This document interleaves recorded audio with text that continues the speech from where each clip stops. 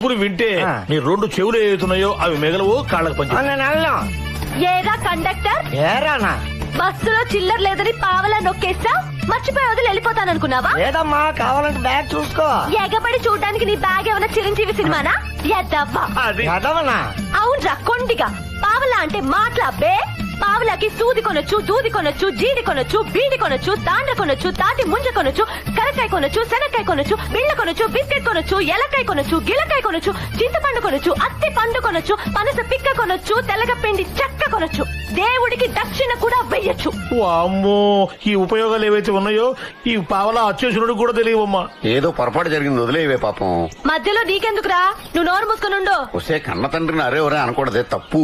నేను చిన్నపిల్లగా ఉండగా అరే ఒరే అంటే హో నాన్న హో కన్నా అనన్నావు. అది తప్పైతే అప్పుడే చెప్పుండాలి. ఇప్పుడు ట్రెండ్ మార్చుకోవాలంటే కుదరని పనిరా. ఒరేయ్ ఏంట్రా జనాభా దగ్గర డబ్బులు నొక్కేసి